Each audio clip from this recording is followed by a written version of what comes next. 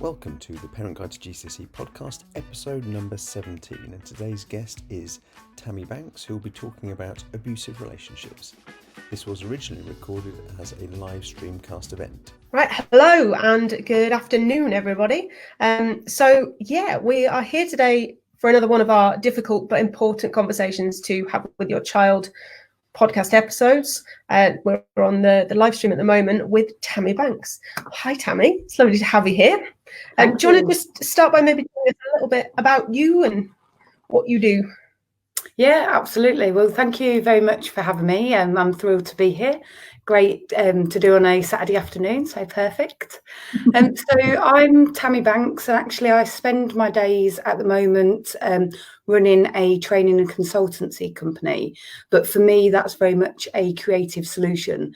So I've worked for the last 20 years in criminal justice, social care and charities. My mission in life is very much to interrupt the generational cycle of harm and abuse. I have my own story of kind of a complex childhood and then living homeless for 4 years when I was a teenager. So a very kind of difficult part of my life where I have to say really kind of feeds into this conversation because there was a multitude of abusive relationships at that time in my life as a child and as a teenager. I then studied psychology and went into working with teenagers who were struggling in a variety of different ways and were within the system and finding themselves very powerless and either being a victim of abusive relationship or being the potential perpetrator of an abusive relationship because of the way that situations were impacting them. I did a TED talk recently that kind of talked a little bit about my history and why I think it's so important to have these conversations and for us all to be very open and transparent and real about actually the difficulties that our teenagers may face. And then my training company is very much about how can we work with frontline professionals to enable them to actually offer and deliver exceptional values-based services? Because when people, teenagers, adults, children, when they're at difficult points in their life, when they're vulnerable, when they're experiencing complexities, they're linked with services and they're interacting with services, and they need those services to be able to absolutely understand and engage with them, but to be able to meet their needs from a values-based perspective. And we can only do that, or services can only do that. And as I've said, I've worked with them for the last 20 years. Services can only do that by recognising that their frontline professionals are also people too. So they have their own complexities, vulnerabilities, family dynamics, abusive relationships, etc. as well. But I guess to finish, my most important element is that I am a mum to two wonderful girls. So my girls are 11 and 14 at the moment. So perfectly, my eldest is just about to go into year 10 and start her GCSEs. So that's what brought me across kind of your wonderful page and your resources and things like that.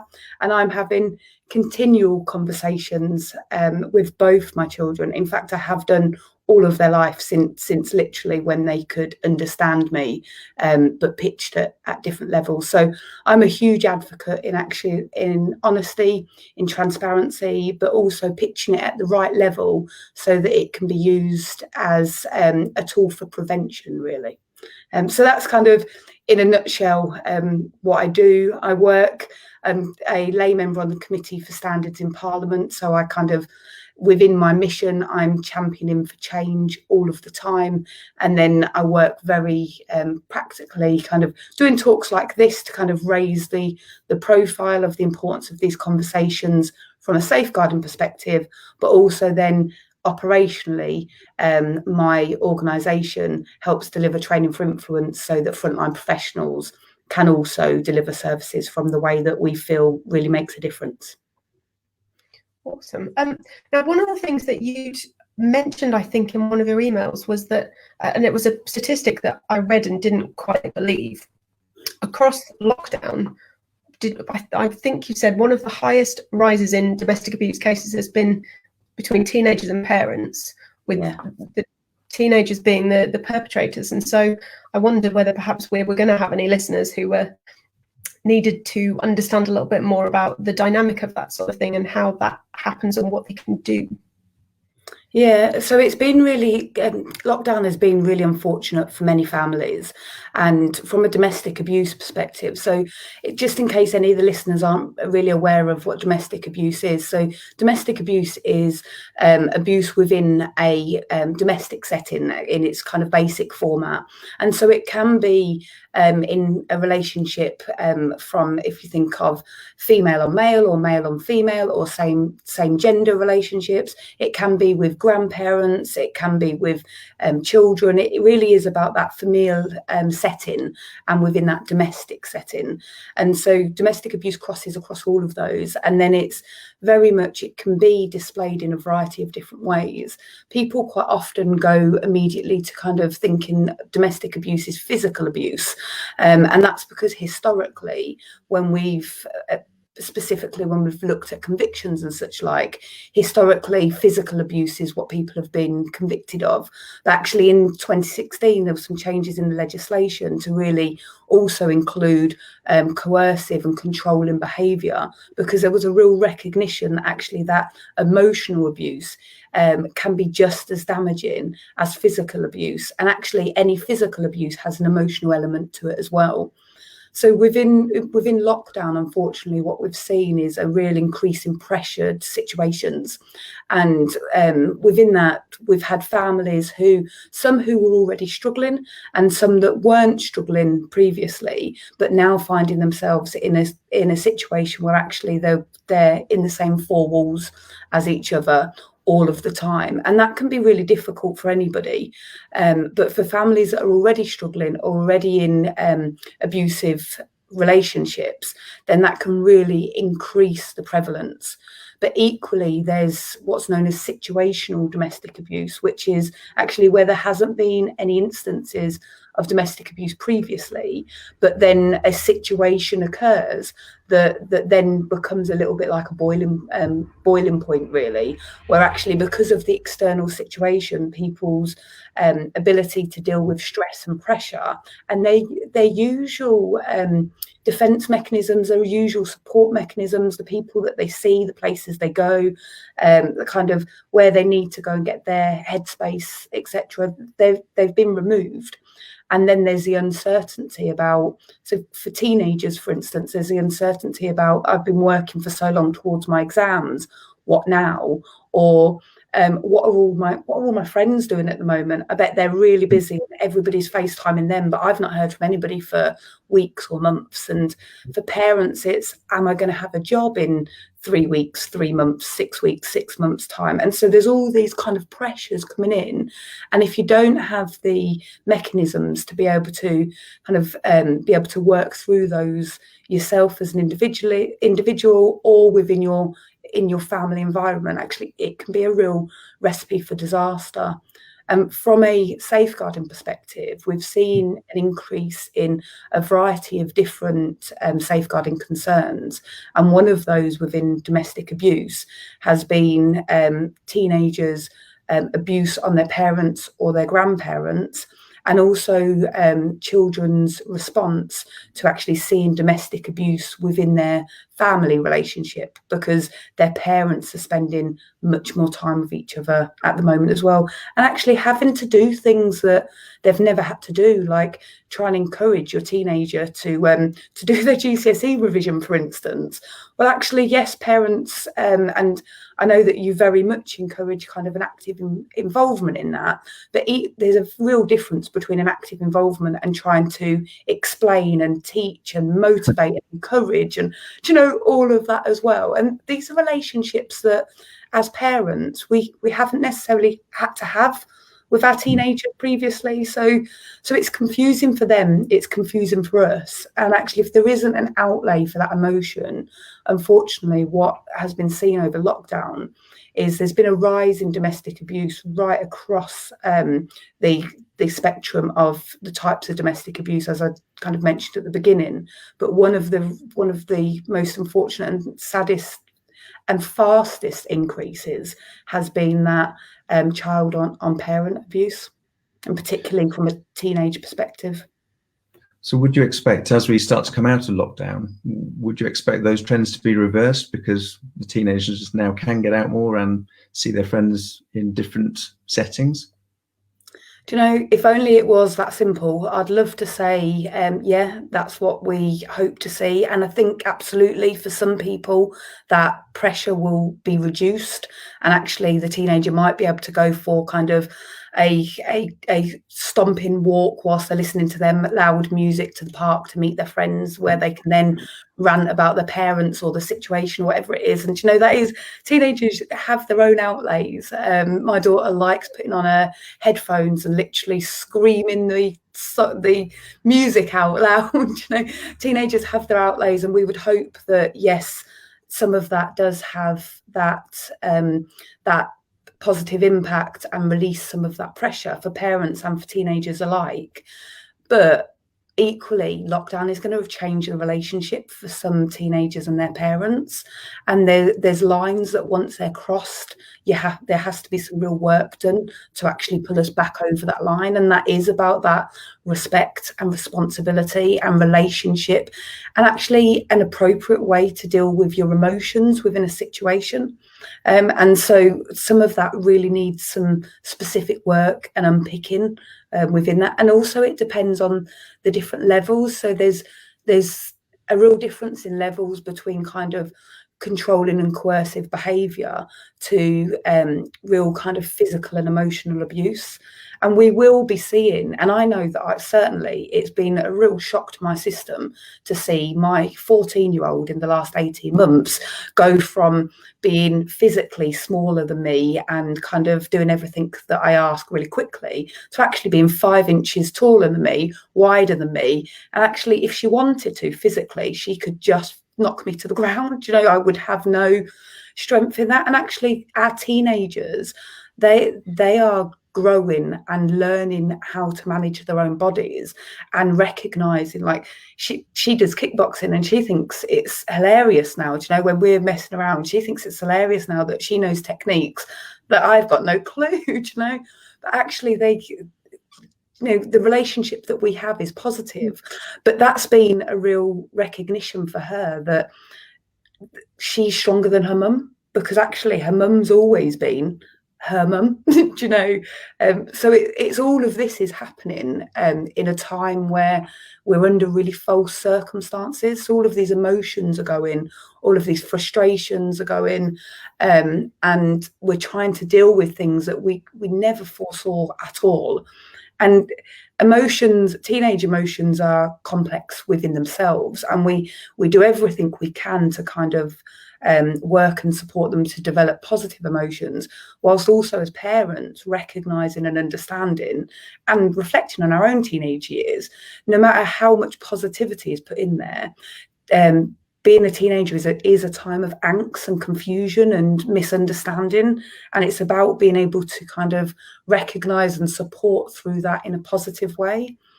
And I guess within lockdown, we have to kind of recognize that also parents are distracted. You know, I know that particularly at the beginning of lockdown, I run a national training company, and we do face-to-face training. And overnight, we've got 40 odd facilitators, and overnight, all of them had no work. Do you know, we had a year's worth of training cancelled. Now, I had people on the phone to me saying, how on earth am I going to pay my bills? And I was like, how on earth am I going to pay my bills? Do you know, so there's all those pressures. And even though I've been in the house with my children continually for the last 4 months, actually there's been days where I've seen them for an hour at lunch and an hour at tea time. So we have to recognise that there's these pressures that are coming in as well, and see that they, unfortunately, depending on relationships that you've got currently, and also discussions that you've had, and the way that, and whether dealing with emotions and abuse has ever been discussed within your family or not. Do you know, how do you already deal with difficult situations? Because this is about looking at a pressure cooker and kind of an exasperated time in our lives. But but some of the groundwork that we've done previously in our relationships is really key here, really, really important. Yeah. So if we've got parents listening who have perhaps seen some worrying trends with their teenagers, or if they've got friends who have mentioned that there's been possible issues, what are the steps that people should be taking to address the situation, to try and start to mend those broken relationships, if anything like this has been sort of starting to happen in lockdown? So I think there's a couple of things. I think right at the beginning, I would say that we need to think about prevention initially. So I would always advocate, whenever I'm talking to parents, whenever I'm talking to friends, when we're delivering a variety of different training courses, we always talk about actually sharing with your child on the level that they're at, from an honest perspective. So I would say, from a prevention perspective, if there's parents listening that they've got younger children, or got teenagers with siblings and things like that, don't be scared to be having these conversations about life is difficult at the moment, and we're all struggling with our emotions. We're all in situations that we never foresaw ourselves in. And actually, there's days when we're going to be on top of the world and bouncing around, and other days where actually we want the world to just go away and pull the duvet over our head. And actually, to allow some of that to happen a little bit. There's a lot of external pressures, and in some way I think it's very much about actually picking and choosing which of those pressures you're opting into and opting out of. So I think there's some prevention elements that I would say, prior to lockdown, post lockdown, during lockdowns, I will always advocate having really open and transparent conversations with your children, but at a detail level that they can understand, basically, and that they're ready to hear. I think from a signs and symptoms perspective, I think the initial signs and symptoms are actually about pure disrespect. So it's about the way that your children talk to you, but also about the way that you talk to your children, and the way that you talk to other people within your household as well. It's about actually role modeling that relationship where it's okay for us to disagree. It's okay for us to be on different pages, but we can respectfully disagree. And actually, if we really strongly disagree, let's just take ourselves apart for a while. So it's about looking at those kinds of signs and symptoms to say, actually, within our family, this is the way that we respond to each other. This is the respect that we want to build. And actually, I'm going to talk to you like this, but equally, I expect you to be talking to me like this. And there's going to be times when we're driving each other crackers, and that's okay too. That's healthy. Everybody does that. I certainly do that with my husband. And we've noticed amusingly, as our girls are getting older, my eldest is like a carbon copy of me, and my youngest is like a carbon copy of my husband, which meant that actually between the ages of about 12 and 13 and a half, me and my eldest, we just, and we're so close, and I adore her, and she's such a brilliant child. But honestly, she infuriated me. But it's because she was reflecting back to me all of the stuff about myself that infuriates me. So it's recognizing that your relationships change, and that's okay, and to roll with that. And as a parent, I guess, recognizing that your role in that relationship changes. So I've had to very much change the way that I talk to her, and I'm not really telling her what to do anymore.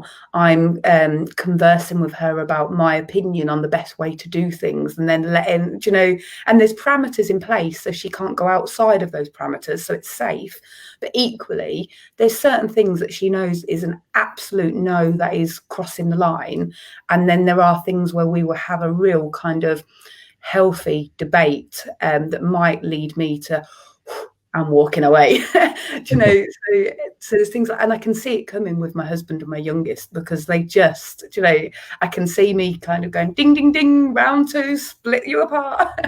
And that's okay. All of that's okay. That's healthy, working through it together. So I'd say that the early part is those signs and symptoms. When you see that, when your children are talking to you in a certain way, what are you willing to take? What are you willing to accept? But equally, what are you role modeling back to them? If you're swearing at them, or if you're telling them to do stuff, or if you're expecting them to do something that you're doing the exact opposite of, well, do you know, don't be surprised when they reflect that back at you, and that in amongst kind of all of this changing of landscape also potentially means that they really don't know where those boundaries are or what that relationship should look like. So I would say really look out for those signs and symptoms of those relationships changing and you needing to change within that, rather than digging your heels in as a parent, and really kind of exploring that. There's a fantastic book that's called, and you might have spoken about it previously, but it's called Blame My Brain.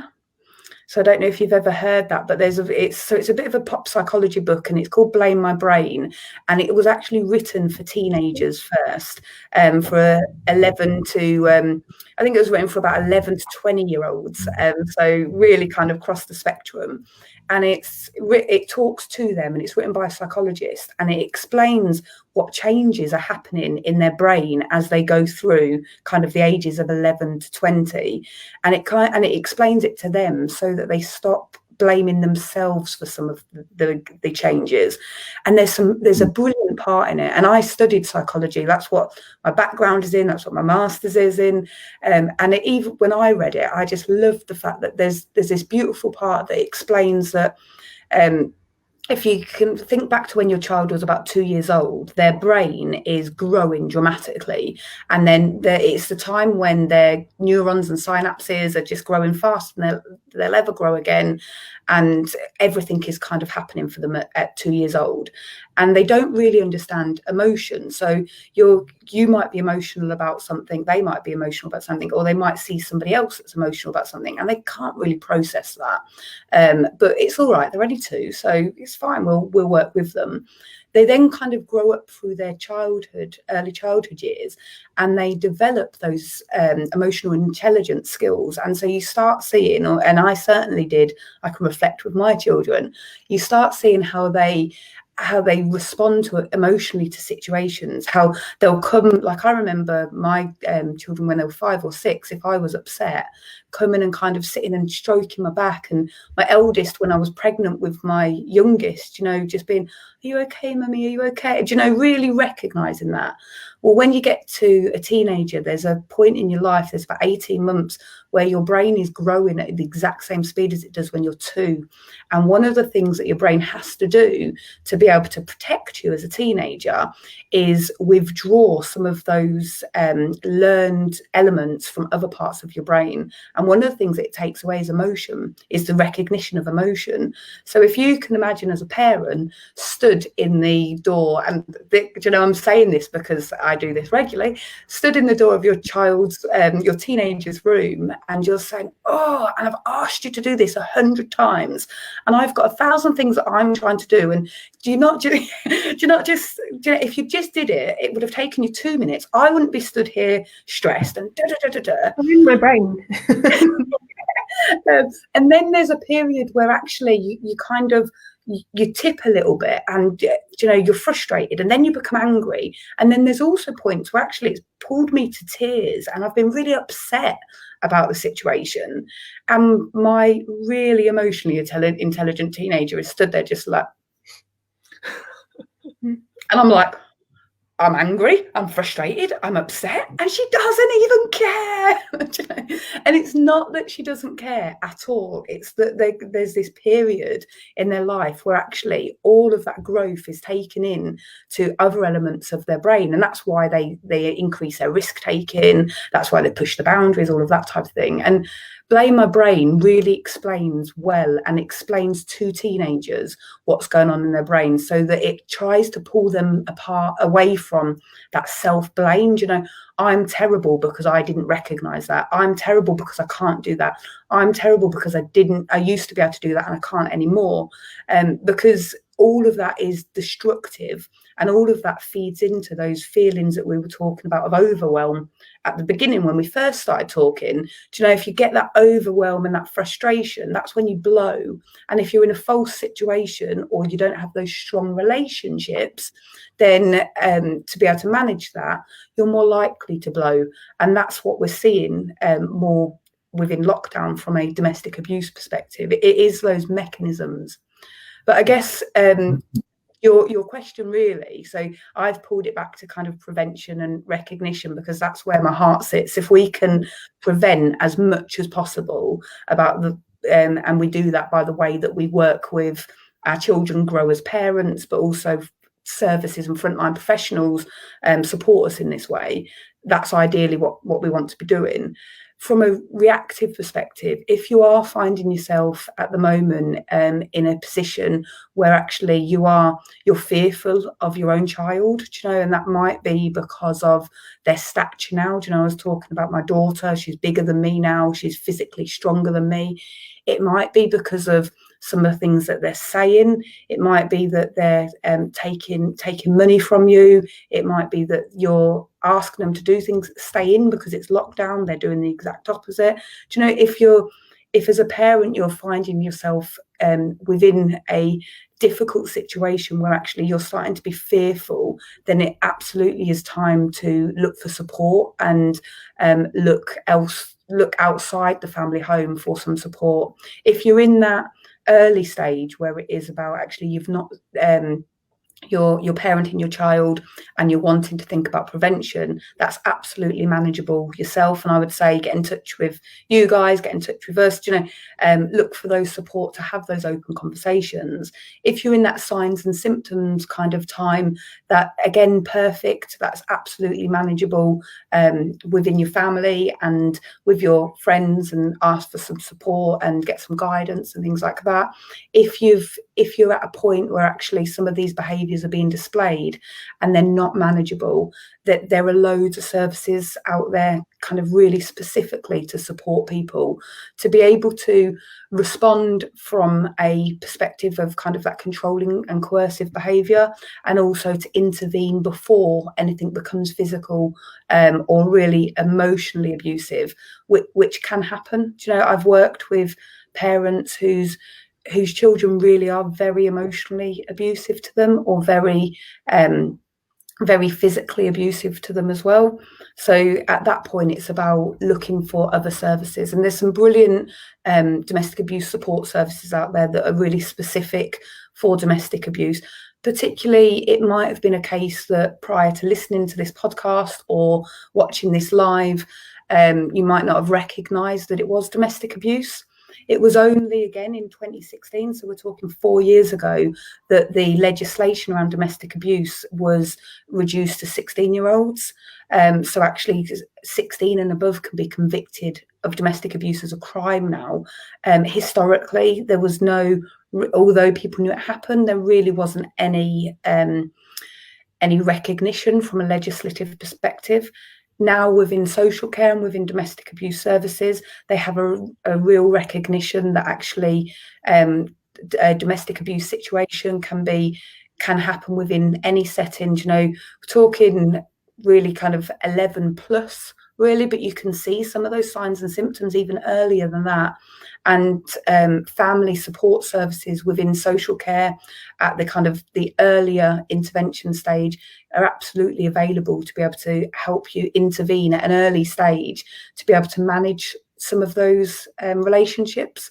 And it could be that there's a variety of different kind of elements within family situations, and then also within people as individuals, that can compound an impact. And so it might mean that actually you need access to some specialist services because one element may need a little bit more support than another. And it might be that, as we've said, those different pressures or situations are them connected together. That's when you get that compounding of impact and effect that then leads to this situation. So I would always recommend that people do look at there's things like IDAS, which is the Independent Domestic Abuse Service. There's domestic abuse services that are specific for same-gendered relationships. There's some, and you can Google and have a look, and there's a whole host that come up.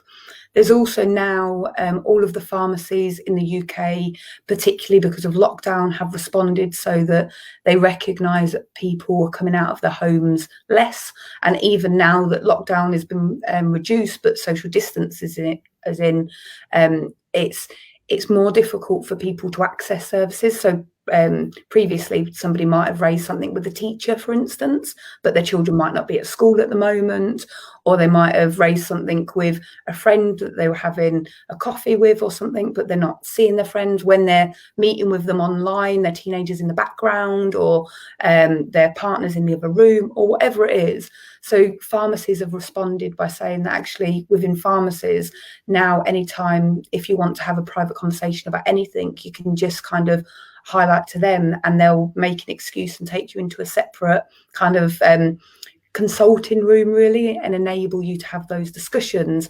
And pharmacies are really well placed now to be able to signpost to services locally, social care locally, family support centres locally, kind of mental health services locally, different things like that. But there's also a lot of national support agencies that are operating kind of text lines at the moment, and phone lines and things, just within the recognising that actually where you might turn for support previously, you might not be able to at the moment.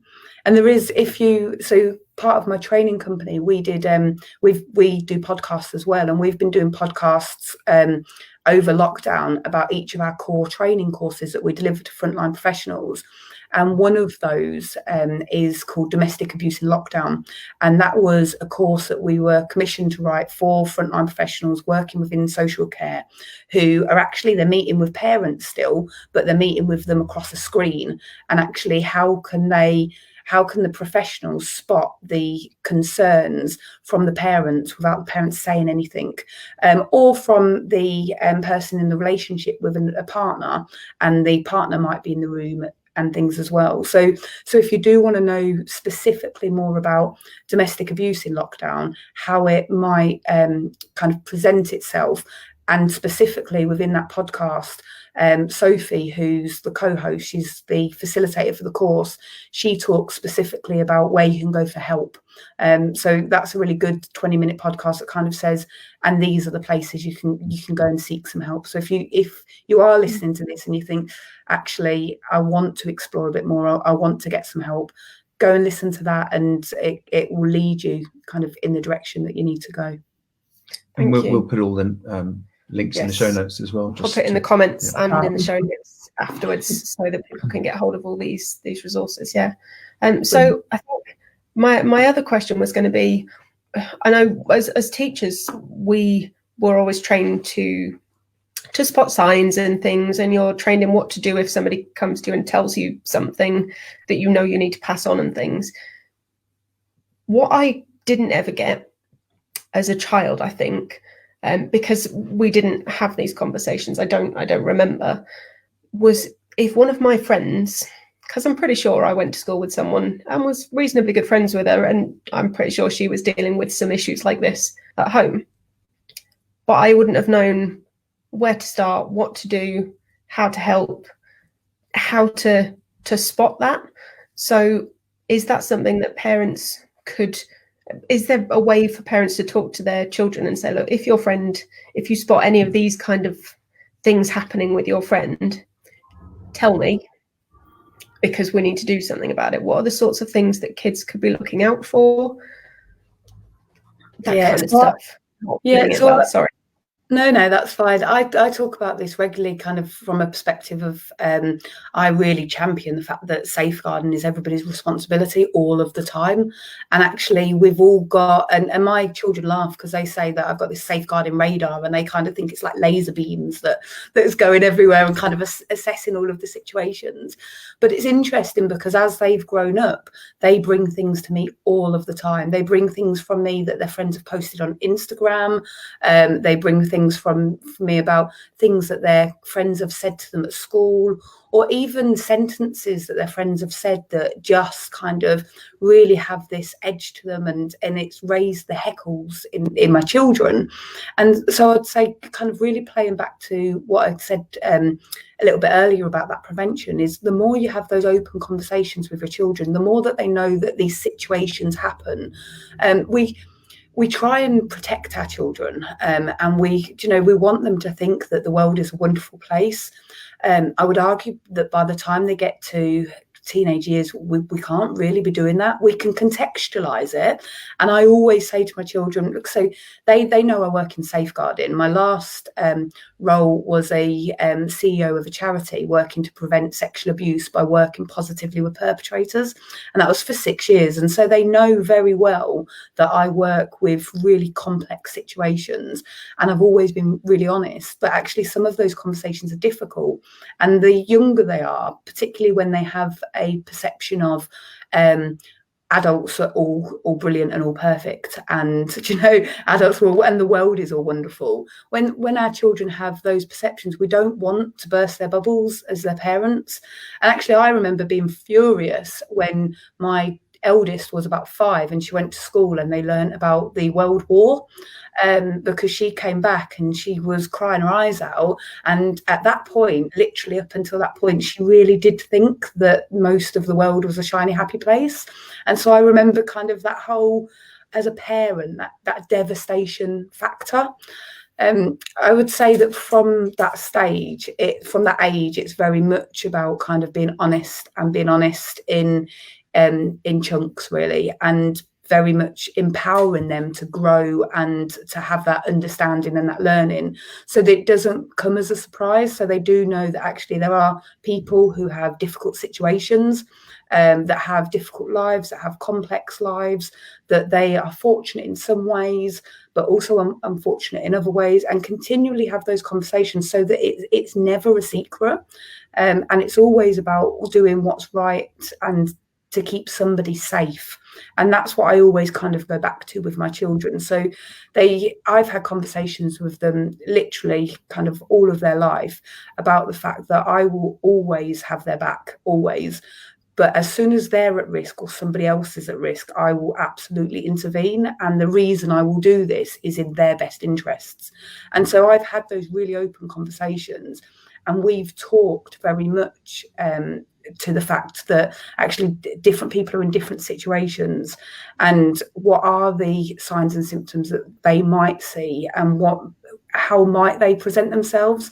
So a good example, or an easy example, which people will recognise, is if somebody, when you look at a bully victim relationship, for instance, it's never as simple as it looks. There's always multifaceted kind of elements within that bully victim relationship that both of those are getting from that relationship, and both of those will have that the way that they're responding within that relationship will have been influenced by other external factors within their lives. You kind of go, well, why is somebody bullying? Why is somebody targeting? Why is somebody making, somebody else's life difficult?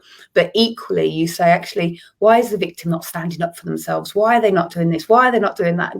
And it's actually recognizing all of those elements. And actually, really, really teaching. And if you watched my TEDx talk, you'll see that this is what transformed my life. Teaching your children from a young age that kindness matters. Kindness absolutely matters, whether it's a smile, whether it's a nod, whether it's going out of your way to help somebody, whatever it is, that's what makes a difference. And that makes a difference right from the preventing somebody being a potential perpetrator to actually giving somebody the strength not to be able to respond in a non-victimized way as well. So I think my message is, and I do, I get on my podium a little bit about it. My message is that it really isn't rocket science. Talk to your children about the fact that life is complex. Luckily, and my mantra that I say to my children, particularly in the world that we're living at the moment, there's so much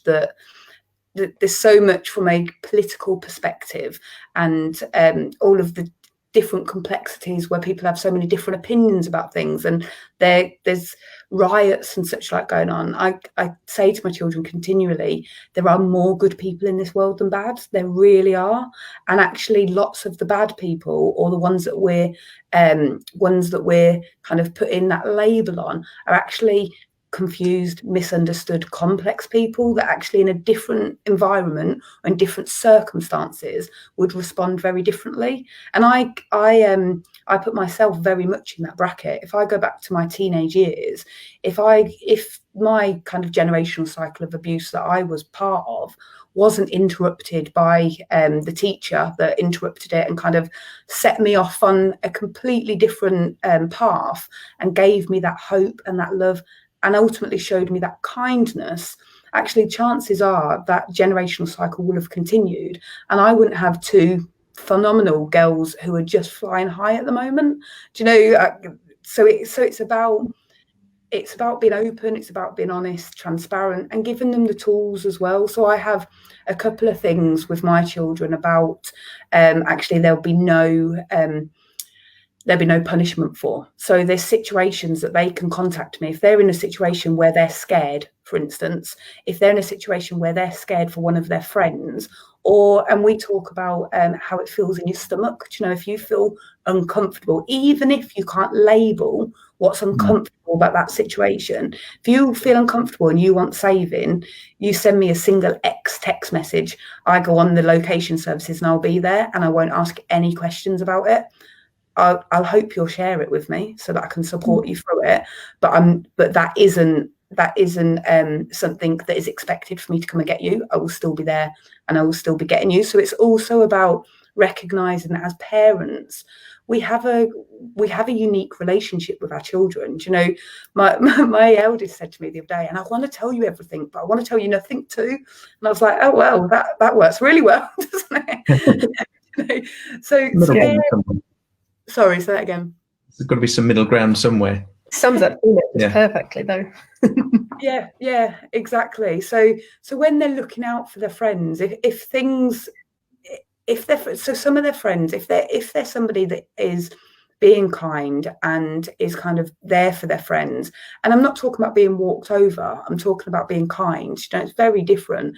If there's somebody that has that type of relationship with people will talk to them, and people will come to them and share things.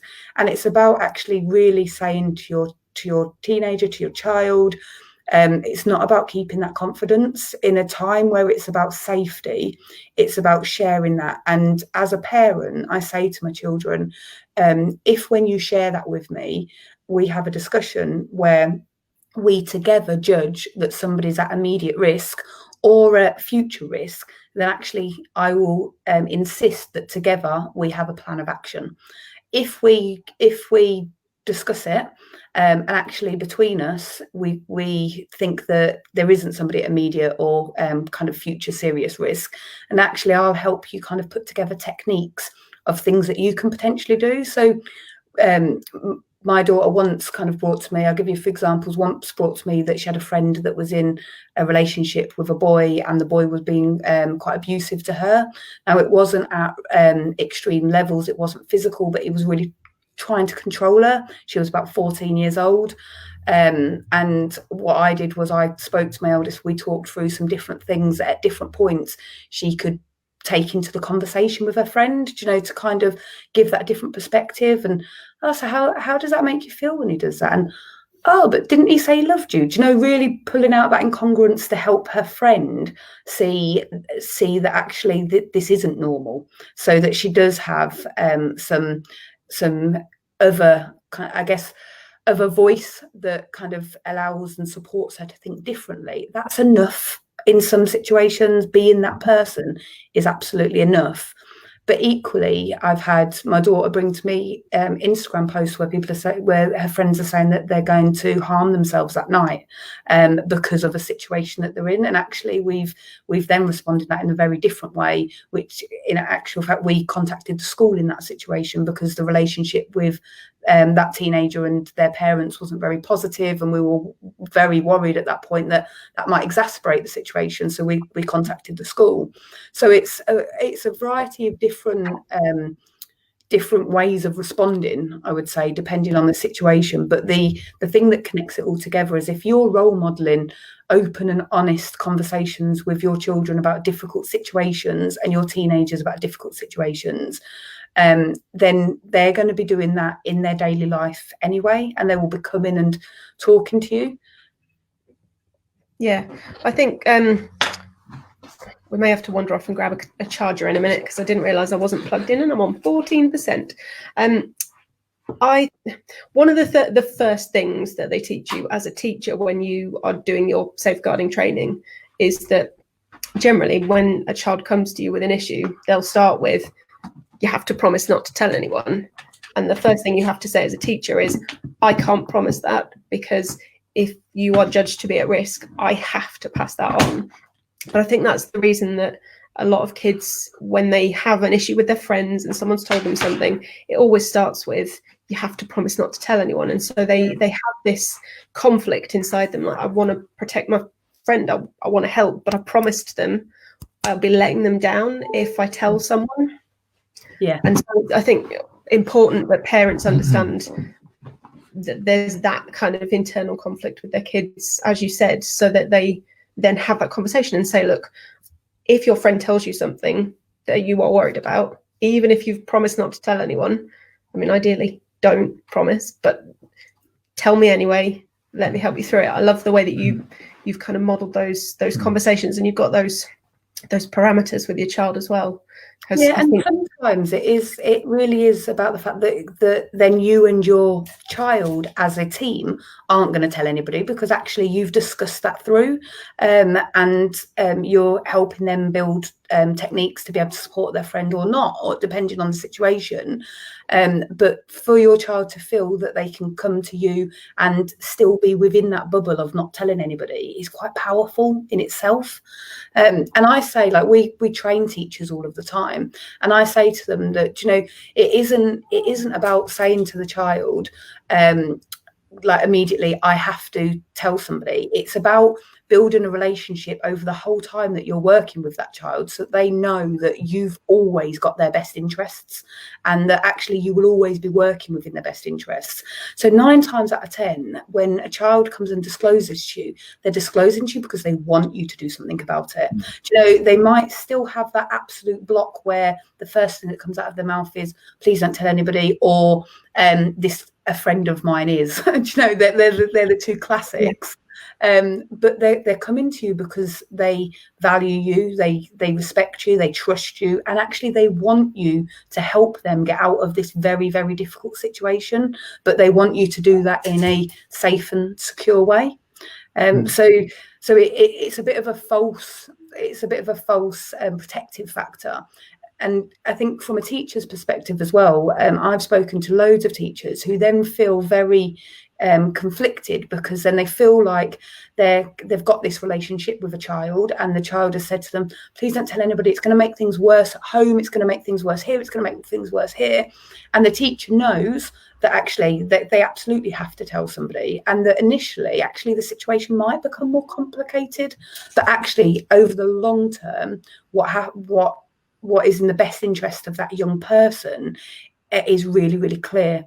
And sometimes the person who discloses to you will initially really take it out on you as the individual. So I know that my daughter, for instance, did have some backlash from one of her friends who said, all right, so you went and told so-and-so that I put on Instagram that I was going to do this, this and this. I thought I could trust you, and rah, rah, rah, rah, rah. And they were really cross with her. And she and we had gone through that scenario in her mind, and she kind of went, look, you put it on Instagram. Yeah. You put it on, surely. Wasn't that secret? Yeah. And also, do you know, I love you and I care about you, and I'm going to do what's best for you. And yeah, you might not like me now, but at some point you'll come round. And not take that personally. Do you know, walk away, not take that personally, and recognise that that's them projecting their hurt and anger on you at the situation. That's not about the way that you're supporting them through that situation. It really is that projection. sometimes that's hard to swallow, but it's part and parcel of kind of supporting somebody on that journey to safety. Just out of interest, the situation with the 14-year-old and your daughter, what was the upshot of that? Did she finish it with a boyfriend? Did she take sorry, I'm just going to let my dog in because she's crying at the door, and I think you'll probably be able to hear her, so sorry. Hashtag work from home. I'll have to show you now as well because she's super cute. Nice. There you go. Excellent. Guys, if you're not on the live stream and you're on the podcast, come find the live stream on Facebook and check this out, because that's come see the chihuahua. Yeah, sorry. So actually, what happened after a while? So the 14-year-old girl, she's still with the same lad, and they're still together.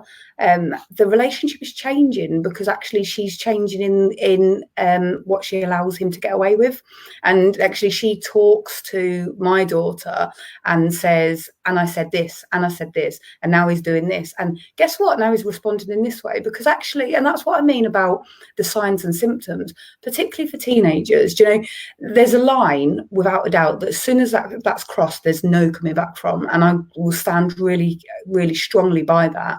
But equally, they're testing out their relationships at the moment. They're seeing how far they can push. They're seeing how controlling they can be. They're seeing what they can get away with. How much can this relationship be on their terms? And so those initial signs and symptoms of, so one of the things that she was saying to my daughter was, he doesn't like me coming out to meet with my other friends. He just wants me to meet with him. And he makes me feel really, really guilty about it. And so she would then meet with my daughter and her other friends. And the first part of that, she'd be really upset because he'll be texting and saying, well, you could be with me, etc. Well, now she's very much kind of laid down the law and said, no, these are my friends. I will be meeting with them, and I will be meeting with you too. It's not mutually one or the other kind of thing. And actually, he's responded by that. By now, he goes and sees his friends. Do you know? So they've kind of worked through that together because she is having these conversations with her groups of friends that are saying, no, this isn't right. Don't let him tell you to do that. Do you know? And it's interesting because my daughter's got another two friends that are both girls, and they're in a relationship together, and they've been going through the exact same kind of, this is their first serious, in inverted commas, relationship. They're 14 years old. They're trying to work out kind of who's dominant, who's not dominant, how's this relationship going to work.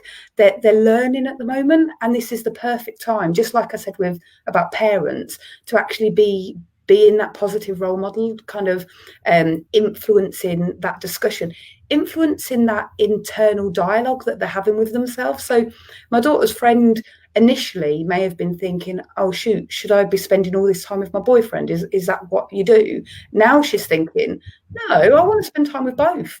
You know, so it's about supporting them to have that internal dialogue, and really kind of empowering them to recognize actually they should be happy and safe, but so should everybody else as well. And so we all have a responsibility in the way that we respond to situations, the way that we recognise situations, but equally the way that we act within situations as well.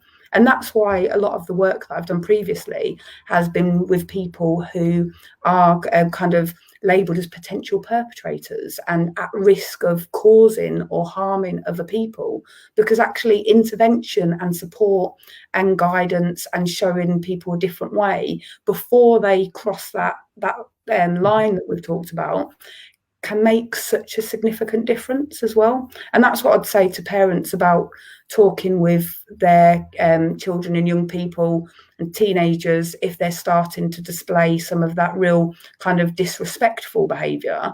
It really is about actually putting those parameters in place, starting to have those conversations early and not allowing that to get to a level that is really difficult to manage and becomes dangerous, because that's when you do need professional services to support you to then come back from that. But if we can stop you getting there in the first place, that's exactly what we want to achieve. I was going to ask about the 14-year-old boy. Where do you think he learns those behaviours in the first place? Is that part of the generational cycle you're talking about? So I think, gosh, that's like a huge question in the sense of like some of it will absolutely be about the situations that he's in himself. So it'll be about behaviours that he's seen role modelled in other places. That might be the algorithm of his Instagram. Do you know? I don't know what he's following on Instagram and what's on his feed constantly. That might be he might have been watching different pornography, for instance. You know, there's a huge upsurge in teenagers accessing pornography during lockdown. So it might be that actually, and I don't know whether you know, but 96% of pornography is males treating females unfavourably. So if that's the schema that he's receiving from kind of watching things online like that, or from his Instagram, I don't know how his parents' relationship is, or whether he has parents. The same with the two girls that were in a relationship. You know, there's so many different external influences that kind of influence the way that we respond in different situations, and the way and what we think is normal in different situations, that it's not until we're introduced to something that starts to change. So we talk a lot in all of our training about kind of our frame of reference, and I mentioned it in my TEDx talk, where you literally go through life with this invisible suitcase, and every experience you have, everything you see, everything you do pops into this invisible suitcase, and it gives you your frame of reference. So when you're then in a similar situation, so if we're thinking that this might be their first kind of serious-ish relationship, when you're in a similar situation, you go to that invisible suitcase and you pull out things that are that you've experienced that are similar, that you've seen that are similar. And that might be that you've seen, I don't know, EastEnders a few thousand times. It might be that your parents have got good relationships, bad relationships. It might be that your grandparents, it might be people at school. It could be a whole host of things. You might have a really complex childhood yourself. You know, you might have experienced different things.